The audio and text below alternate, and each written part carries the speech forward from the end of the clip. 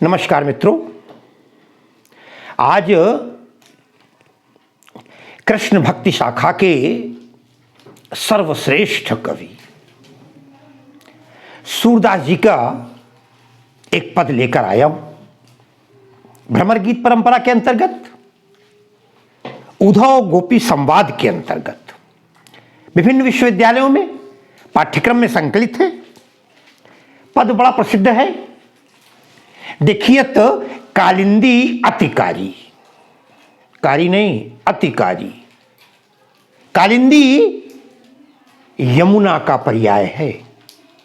गंगा यमुना नाम सुना होगा नदियां।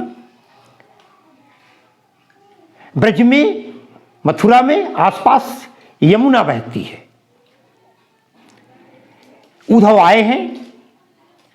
गोपिकाएं उद्धव से कहती हैं, हे उद्धव, मैं अपनी बात क्या बताऊं, मैं तुम्हें यमुना की बात बता रही हूं। हालांकि अंत में कह दिया, सूरदास प्रभु जो जमुना गति सो गति भई हमारी। आप देखें, कहती देखियत, अरे ये देख रहे हो, हे उद्धव, सामने बहती हुई यमुना को देख रहे हो। देखियत क्या देख रहे हैं? बोले देखियत कालिंदी अतिकारी। ये जो कालिंदी यमुना, ये यमुना नदी अत्यंत काली हो गई है। ये थी नहीं काली। साथियों, सबसे पहला काम यहां पर ब्रज भाषा है सूर की, इसलिए बताने की कोई आवश्यकता विशेष नहीं है। ब्रज भाषा का प्रयोग हुआ है। शैली, जिसे कहते छंद, पद शैली है सूर की। पद शैली, गुण की बात कर लेते हैं, माधुर्य गुण है, माधुर्य गुण हो जाएगा। रस, वियोग श्रृंगार, श्रृंगार में वियोग, वियोग श्रृंगार। और अलंकारों में आए जब बात करते हैं तो एक बात, दिखियत कालिंदी अतिकारी, ये बहुत काली नदी है। कैसे हो गई है? अहो पथिक कहियो उन हरिसों, भाई बिरह जुर जारी। मानवीकरण है। पूरा यमुना को एक नायिका के रूप में चित्रित किया गया है, प्रस्तुत किया गया है। हे उद्धव, देख रहे हो ये यमुना कितनी काली हो गई है। बोले कैसे काली हो गई? रंग बदलता है साथियों। कभी कभी गर्मी में हम काले हो जाते हैं, है ना। यही नहीं, जब बुखार आता है तब भी हमारा रंग जो गोरा होता है वो सांवले में बदल जाता है। यहां पर वियोग का ज्वर है। कहती अहो पथिक, हे राहगीर, हे उद्धव, अहो पथिक कहियो उन हरिसों। उन हरि से, कृष्ण से जाकर कह देना। क्या कह देना है? कि भाई बिरह जुर जारी। बिरह जुर, वियोग रूपी, जुर का मतलब है ज्वर, ज्वर का मतलब है बुखार। वियोग रूपी वियोग से कारण, वियोग रूपी ज्वर के कारण, बिछोह के कारण उनको ऐसा ज्वर चढ़ा वियोग का कि जल करके जारी, जल गई। और जो चीज जल जाती है वो कैसी हो जाती? काली हो जाती है ना। यमुना को देखो कितनी सुंदर थी, आज यमुना की स्थिति ये है कि अहो पथिक कहियो उन हरिसों, हे पथिक ए राहगीर। कुछ लोग ये भी मानते हैं कि ये आने जाने वाले पथिक से कह रही हैं गोपिकाएं अपने मन की पीड़ा को। अहो पथिक कहियो उन हरिसों, भाई बिरह जुर जारी। बिरह के ज्वर में जल करके काली पड़ गई है। और एक देखें, मैंने कहा था अलंकारों में सबसे पहले तो यमुना का मानवीकरण कर दिया गया। कैसे, कितना सुंदर मानवीकरण है, ध्यान से देखेंगे। कैसे गिरी है? गिरि प्रजंकते गिरती। गिरि पहाड़। अब देखें आप, जिसको ज्वर आता है, जिसको बुखार आता है, सबसे पहले वो शिथिल हो जाता है, कमजोर हो जाता है, हाथ पैर कांपने लगते हैं, चक्कर जैसा आने लगता है। पूरा रूप देखें आप। कहती हैं गिरि प्रजंकते गिरती। पर्वत रूपी, प्रजंक का मतलब यहां पर्यंक है, और पर्यंक कहते हैं पलंग को। यहां यमुना कहां से निकलती है? पहाड़ से निकलती है ना। बोली गिरि प्रजंकते गिरती। पर्वत रूपी पलंग से गिरती, गिरी। और गिरने के बाद हुआ क्या? यहां गिरने का मतलब धरती, पहाड़ से निकली नदी और पहाड़ से निकल के धरती पर आई। कहते हैं गिरि प्रजंकते गिरती। अरे धरनी धसी, साथियों, उन्होंने कहा धरती में धंस गई, आप कहेंगे धंस कैसे गई? बड़ा सुंदर सी बात है। आप नदी के तट पर हैं और जो नदी होती है वो जब हम तट पे उतरते हैं घाट पर तो पैर अंदर को रखते हैं, नीचे ले जाते हैं और गहरी होती है। सामान्य जमीन जो है वो तो तट के बराबर है, लेकिन नदी उसके तट के और नीचे चली जाती है। बोली गिरि प्रजंकते गिरति, पर्वत रूपी पलंग से गिर करके धरनी धंसी, अरे धरती में धंस जाती है। देखो क्या हालत हो गई। गिरि प्रजंक, कभी कभी होता है ना, कच्ची मिट्टी हो, ऊपर से आम गिरा तो जिस जगह गिरता है उस जगह थोड़ा खोखला कर देता है। गिरि प्रजंकते गिरति धरनी धंसी, और जब धंसी धरती पर गिरी तो पता है क्या हुआ? जब आदमी कोई गिरेगा तो फिर एक बात ध्यान रखिए, तड़पने लगेगा, रोने लगेगा, तड़पने लगेगा। कहती धरनी धंसी, अरे तरंग, ये जो तरंगे उठ रही हैं यमुना में, है उद्धव, यही तो मानवीकरण है। जो तरंगे उठ रही हैं, ये तरंग क्या है? तरपत, तन भारी, तरप, तन तरपन तड़प, उनके मन में जो तन में शरीर में तड़पन हो रही है, तड़प रही हैं, क्योंकि पर्वत रूपी पलंग से ऊपर से गिरी हैं और गिरने के बाद वियोग के ज्वर में और तड़पन शुरू हो गई है, कलछन शुरू हो गई है, बुरी तरह तड़प रही हैं दर्द के कारण, पीड़ा के कारण। कोई दिक्कत नहीं, आगे बढ़ते हैं। गिरि प्रजंकते गिरति, गिरि प्रजंक में रूपक ले सकते हैं, गिरि प्रजंकते गिरति धरनी धंसी, धरनी धंसी कई जगह आप देखेंगे कुछ कांस कूल पर अनुप्रास भी हो जाएगा। अनुप्रास अलंकार ले लीजिए। तो गिरि, और क्या हुआ? गिरि प्रजंकते गिरति धरनी धंसी, तरंग तरप तन भारी, तट बालू उपचार। ध्यान दीजिएगा, कितना सुंदर मानवीकरण बनाया है, कितना सुंदर रूपक दृश्य पूरा खींचा है।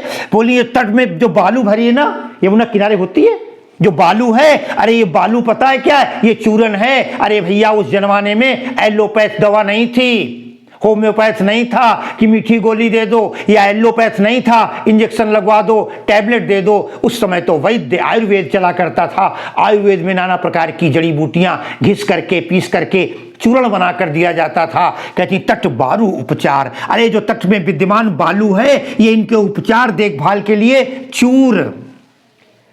चूरा बना दिया गया है। क्यों? चूर्ण जो बनता है वो बालू का उपचार ही चूर्ण है। जल पूर प्रस्वेद पनारी, और जब बुखार आता था दवा दी जाती थी पुराने जमाने में, तो ये माना जाता था जब बुखार उतरने लगेगा तो पसीना आ जाता था। लोग कहते पसीना आ गया, अब थोड़ा बुखार उतर जाएगा। अरे भैया जल से पूरा देख लो, पूरी यमुना ही जलमय हो गई है और जल ही जल दिखाई पड़ रहा है। ये जल ही जल क्या है? प्रस्वेद, प्रस्वेद कहते हैं पसीने को। इसकी तो पनारी बह रही है, नाली बह रही है, पूरी यमुना में पानी भरा हुआ है। ये पानी नहीं, यमुना का पसीना है जो ज्वर से उतरा है, ज्वर चढ़ा है, और कभी कभी जब उतर जाता है तब ये पसीना जो आ रहा है, ये पसीना के कारण आपको जल दिखाई पड़ रहा है।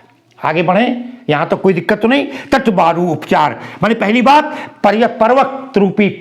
पर्वत रूपी पलंग से गिर करके धरनी में धंस गई हैं और उठने वाली लहरें उनकी तड़पन है, उनकी पीड़ा है, उनका दर्द है, और तट पर बिछी हुई बालू ही हुए इनके उपचार का चूरन है। और जो पानी दिखाई दे रहा है ये पानी नहीं बल्कि पसीने की अथाह बूंदें इकट्ठा होकर के जलमग्न हो गई हैं।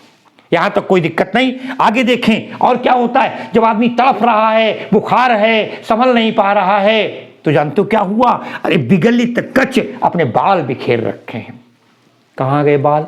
बाल किसको बता दिया है? यमुना तो लेटी हुई है। कहती विगलित कच, अरे नहीं, बोले कुश कांस, जो यमुना के किनारे झाड़ियों में कुश की झाड़ियां उठाई हैं, कांस के पत्ते से उठ गई हैं, पेड़ जैसे लगे हैं। कुश होता है एक प्रकार की घास होती है जो चुभती है। जब हम पूजा पाठ करते हैं तो यहाँ पर वो पहनते हैं पैती वगैरह, या जो कुश का आसन बनता था वो नुकीली घास होती है। तो कुश कांस, जो यमुना के तट पर कुश की कांस है, यही उसके चारों तरफ बिखरे हुए बाल हैं, क्योंकि दुखी है, वियोग में है। विगलित, पिगलित माने फैले हुए चारों तरफ, कच माने उसके बाल कुश और कांस के रूप में कहां पर बिखरे हैं? कूल पर। कूल कहते हैं किनारे को।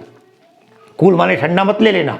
नदी के तट पर जो चारों तरफ कुश की घास फैली हुई है, ये घास ही क्या है? उसके बिखरे हुए केश हैं, उसके बिखरे हुए बाल हैं।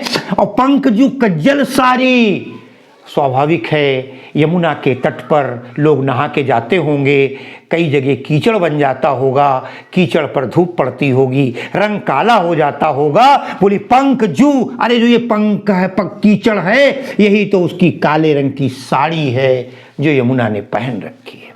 काला रंग वियोग का प्रतीक है, दुख का प्रतीक है।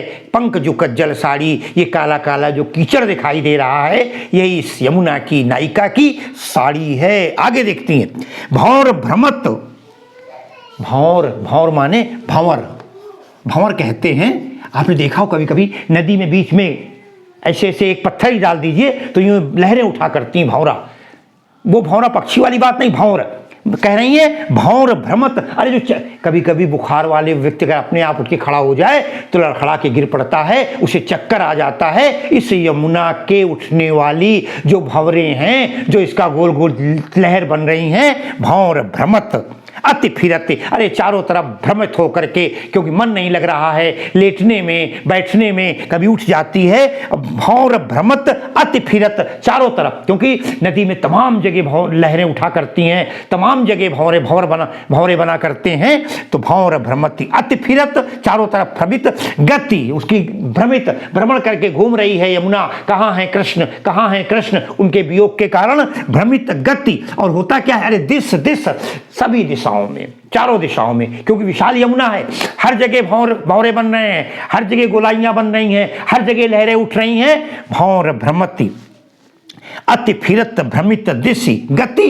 अरे this this Deen दुखारी, this this हर दिशा में दीन होकर के, दुखी होकर के वो भटक रही है, भंवरे बना रही है, उसे चक्कर आ रहा है। चक्कर आकर के वो कृष्ण के दर्शनों की तड़पन है, प्यास है, दुख है, अपार पीड़ा है। अब देखें, निस दिन चकई पिय जो रचती है भई मनो, बड़ी सुंदर बात, उत्प्रेक्षा अलंकार भी आ गया, ध्यान रखिएगा।